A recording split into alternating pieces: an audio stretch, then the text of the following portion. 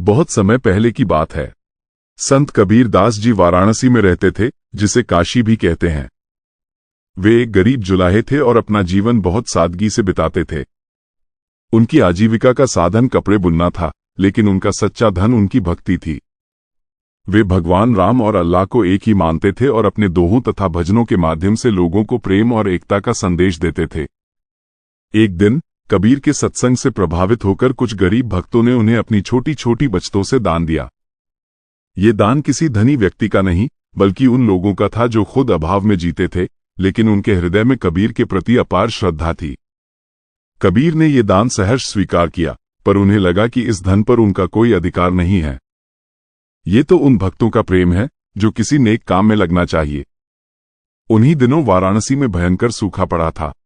गंगा नदी का जलस्तर इतना नीचे चला गया था कि लोगों को पानी भरने के लिए बहुत दूर तक जाना पड़ता था।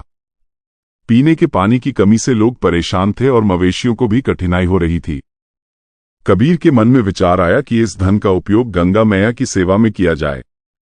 कबीर ने उन सभी भक्तों को बुलाया जिन्होंने दान दिया था और उनसे कहा, भाइयों, आपने जो धन दिया है वह केवल धन नहीं, बल्कि आपका प्रेम है। आइए हम सब मिलकर इस प्रेम का उपयोग गंगा मैया की सेवा में करें।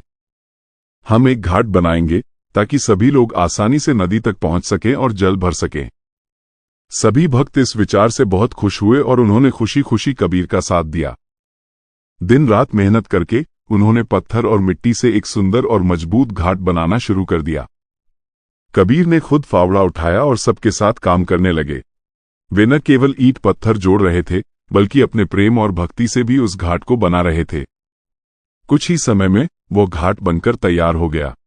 वो घाट केवल एक संरचना नहीं था, बल्कि मानवता और निस्वार्थ सेवा का एक जीवंत प्रतीक बन गया था। घाट का काम पूरा होने के बाद कबीर ने सोचा कि अब गंगा मैया को धन्यवाद देना चाहिए। एक छोटी सी नाव लेकर वे नदी के बीच में गए।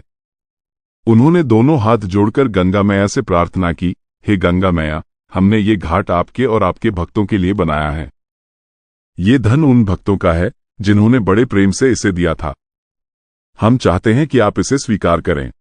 ये कहकर उन्होंने दान में मिला हुआ एक सिक्का गंगा में अर्पित कर दिया।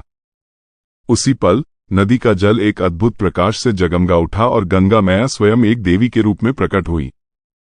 गंगा मैया ने कबीर से कहा, हे कबीर, तुम्हारी भक्ति और निस्वार्थ सेवा ने मेरा हृदय जीत लिया है। तुमने धन का उपयोग अपने लिए नहीं, बल्कि दूसरों के कल्याण के लिए किया। ये घाट केवल पत्थरों से नहीं, बल्कि तुम्हारे प्रेम से बना है। गंगा मैया ने कबीर को अपने हाथों से आशीर्वाद दिया और कहा, तुम्हारी यह सेवा मुझे बहुत प्रिय है। मैं तुम्हें वरदान देती हूं कि तुम्हारा नाम और तुम्हारी शिक्षाएं युगों युगों तक जीवित रहेंगी। जो भी व्यक्ति निस्वार्थ भाव से दूसरों की सेवा करेगा, उसे मेरे और ईश्वर के आशीर्वाद की प्राप्ति होगी। गंगा मैया का आशीर्वाद पाकर कबीर कृतार्थ हो गए। वे वापस किनारे आए और उन्होंने अपने भक्तों को सारी बात बताई। उस दिन से कबीर और उनके शिष्यों का विश्वास और भी दृढ़ हो गया कि सच्ची भक्ति किसी मंदिर या पूजा पाठ में नहीं, बल्कि मानव सेवा और निस्वार्थ कर्म में निहित है। तो दोस्तों, कैसी लगी आपको कबीर और गंगा मैया की यह कहानी? अगर आपको ये कहानी पसंद आई हो तो इस वीडियो को लाइक करें, अपने दोस्तों के साथ शेयर करें और ऐसे ही और भी प्रेरणादायक कहानियां सुनने के लिए हमारे चैनल को सब्सक्राइब करना न भूलें। मिलते हैं अगली कहानी में, तब तक के लिए अपना ख्याल रखें।